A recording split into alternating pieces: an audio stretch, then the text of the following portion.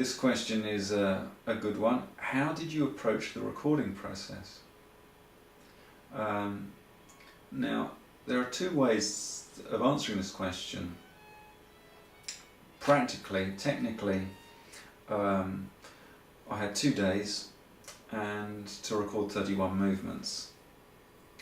That is a tough mental and physical challenge, let me tell you that, because you have to become fully absorbed in the music, and it's just physically hard work. I mean, the courant double, I get cramp in my arm when I play that. Every time I get cramp, and just overcoming that physical barrier is hard going.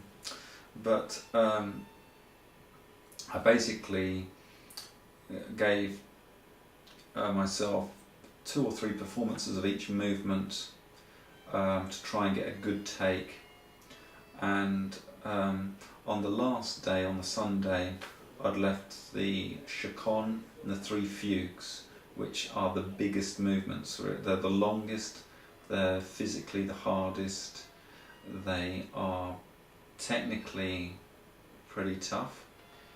But unfortunately, whilst I was recording the chaconne, my A string snapped, and I was really disappointed. The chaconne sounds great, the first half of the recording sounds great, but then the second part of the recording, it's done in little bits, because basically I put a new A string on and it kept on, because it takes time for the string to stretch and settle.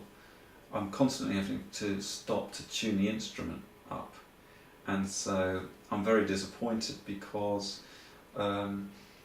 that's affected the recording of the chaconne, and all my fugues are just, you know, I'm not releasing them on the CD because, at least in part because I'd had to change my string.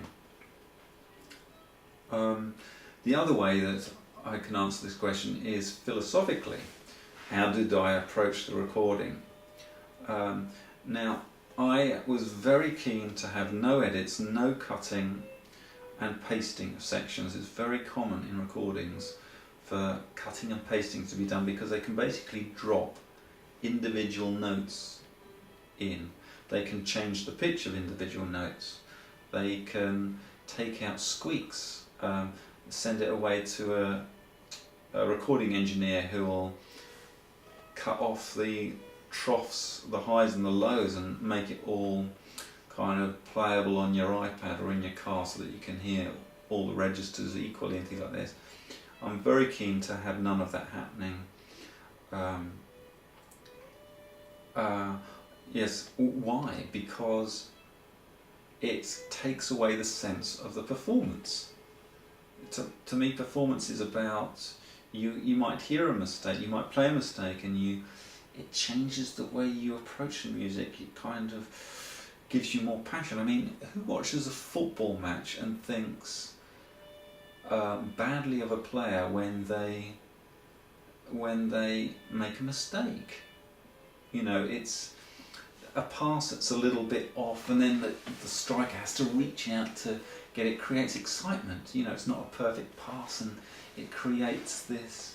It stretches the boundaries of physical endeavour. When you think of it as a football player, when they have to really reach to header a ball and get it on target. You know, if it was, that's to me is what performance is.